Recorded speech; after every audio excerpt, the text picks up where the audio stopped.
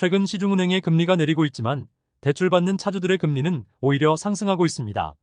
은행들이 리스크 관리 차원에서 관련 대출을 최대한 보수적으로 취급하고 있고 가계부채 상승의 주범인 주담대는 계속해서 금리를 더 올리고 있습니다. 올해 하반기 드디어 금리 인하가 발표될 가능성만 믿고 버텨온 영끌족 입장에서는 그야말로 황당하고 불확실성이 더 커지는 최대 악재 소식입니다.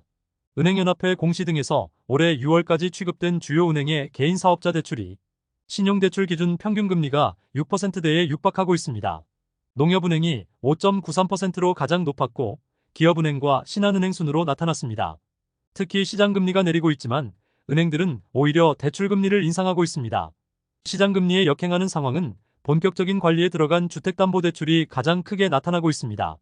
변동형 주담대 금리 등의 기준이 되는 코픽스가 최근 2개월 연속 하락했지만 은행들은 9월 DSR 2단계 시행을 앞두고 선제적으로 주담대 금리를 더 올리고 있습니다. 하나은행과 국민은행, 신한은행과 카카오뱅크 등 시중은행과 인터넷은행들 모두 주담대 금리 인상 행렬에 동참하면서 영끌족들의 어려움이 커지고 있습니다. 전국적으로 경매로 넘어가는 부동산이 급증하고 있습니다. 아파트를 비롯한 주거시설 경매뿐만 아니라 경기 침체로 상가 경매 물건도 쏟아지고 있습니다. 역대급 폭탄 매물로 부동산 시장 불확실성이 최고조에 이르고 있습니다. 지지옥션 조사 등에서 지난 7월 전국 주거시설 경매가 8,409건으로 지난 2013년 10월 이후 약 10년 만에 최고치를 기록했습니다. 주거시설 중 아파트 경매 진행 건수가 3,332건으로 3년 8개월 만에 최대치가 나왔습니다. 고금리와 경기 침체로 상가시장 분위기도 심상치 않습니다. 서울과 수도권 모두 상가 물건이 경매 시장으로 쏟아지고 있으며 경기도 상가 매물 487건 중 지난달 86건만 주인을 찾는데 그쳤습니다. 인천도 102건 중 19건만 낙찰되면서 낙찰률이 17%에 불과합니다. 낙찰가율도 55% 수준으로 과거 부동산 상승기와 비교하면 반토막 수준입니다. 경매 시장에서도 상가 물건이 외면받는 건 상가 매매 시장 침체 때문입니다. 경기 침체로 폐업하는 상가가 급증하는 상황에서 공실이 속출하고 임대 수익률을 맞추기가 사실상 불가능한 곳들이 많습니다.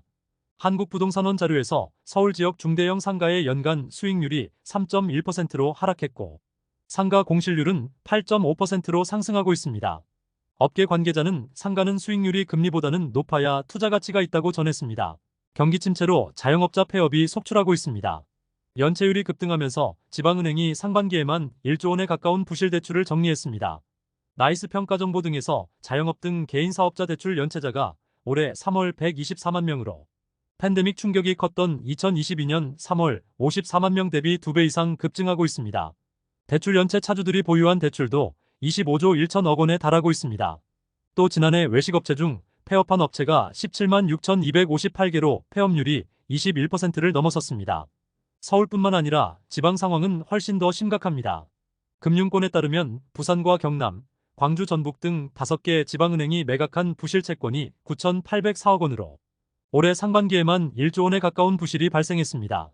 은행에서는 일반적으로 3개월 이상 연체된 대출을 부실 채권으로 분류하며 회수 가능성이 거의 없다고 판단되면 유동화 전문회사 등에 매각합니다. 1조 원에 가까운 매각 등에도 불구하고 지방은행의 연체율은 악화되고 있습니다. 올해 2분기 평균 연체율이 0.68%로 국내 1금융권 5대 은행 연체율 0.28%의 2배를 초과합니다. 은행별로는 전북은행 연체율이 0.95%로 가장 높은 상황이며 IM뱅크와 부산, 광주와 경남 순으로 나타났습니다. 또 폐업으로 지역신용보증재단이 대신 갚아준 금액도 상반기에만 1조 2천억에 달하는 등 국내 경제의 중요한 축을 담당하는 자영업자 위기가 심각해지고 있습니다. 정부가 한국은행에서 빌린 일시 대출금이 100조 원을 넘었습니다. 올해 상반기 역대 최대치인 91조 원을 사용한 이후 한 달 만에 10조 원 넘게 늘었습니다.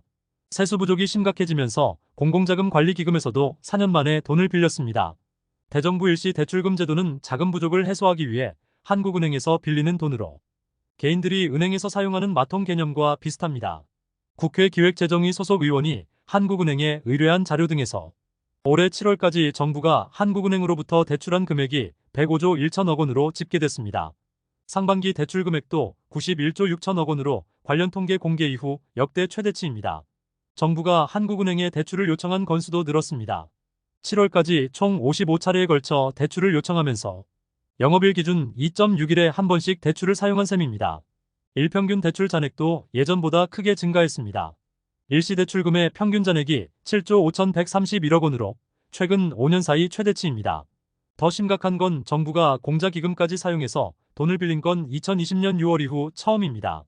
공자기금은 여러 기금에서 차출해서 별도로 모아준 기금으로 정부는 통합개정 한도까지 다 사용하고도 돈이 부족할 때 공자기금에서 돈을 빌립니다. 정부의 대출금이 커지는 건 경기 둔화 여파 등으로 법인세 등 국세 수입이 줄었기 때문입니다. 기재부에 따르면 올해 상반기 국세 수입이 1년 전보다 10조 원 감소했고 올해 예상 국세 수입 367조 3천억 원 대비 진도율이 45% 수준에 그치고 있습니다. 정부의 일시 대출금이 커지면 시중의 유동성이 증가할 수 있고 유동성 증가는 다시 물가 상승 압력으로 이어지게 됩니다. 시장 관계자는 정부가 계속 돈을 빌리면 통화량이 장기간 늘어나는 효과가 나타나고 유동성 증가로 물가 상승 압력이 생긴다고 전했습니다. 더불어민주당 의원도 상습적으로 중앙은행에 차입을 요청하는 것도 큰 문제라며 공자기금까지 사용한 건 당시 재정 상황이 매우 심각했음을 의미한다고 밝혔습니다. 최근 서울 아파트 시장 거래량이 증가하고 가격이 상승하고 있지만 오피스텔 시장은 여전히 꽁꽁 얼어붙고 있습니다. 아파트로만 수요가 몰리는 상황이 계속되면서 오피스텔은 마이너스 피 1억 원 물건도 팔기가 어렵습니다. 부동산업계 등에 따르면 서울 중구에 위치한 오피스텔 현장에서 마피 매물이 최고 7,500만 원까지 나오고 있습니다. 올해 11월 입주를 앞둔 신설동 사업지도 마피 7천만 원이 넘는 매물이 등장하고 있습니다.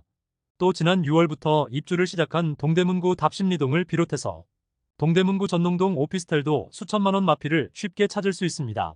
서울 마포구에서는 내년 3월 입주를 앞둔 사업지 전용 49타입 분양권에서 마이너스 프리미엄 최고 1억 2천만 원까지 형성된 매물이 나왔습니다.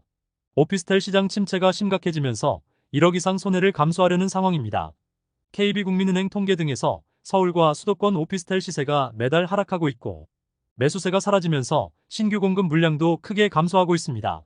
오피스텔의 심각한 침체는 고금리 여파로 임대 수익률이 하락하고 있으며 양극화가 심화되면서 아파트 대체재 상품의 한계가 여실히 드러나고 있습니다. 실수요와 투자자 모두 한 채만 고른다면 오피스텔보다는 아파트로 몰리고 있습니다. 그나마 분위기가 좋다는 아파트도 사실 서울을 제외하면 리스크가 여전합니다. 국토부 자료에서 6월 기준 전국 미분양이 7만 4천 호를 넘어서고 있고 악성으로 불리는 준공후 미분양도 1만 4,856세대로 계속 늘고 있습니다. 롯데그룹의 컨트롤타워인 롯데지주가 비상경영을 선포했습니다. 롯데그룹의 일부 계열사들에 이어서 롯데지주도 대내외 리스크에 대응하는 상황입니다. 올해 11월 미 대선을 비롯한 불확실성과 경기 침체 우려 등이 커지고 있습니다.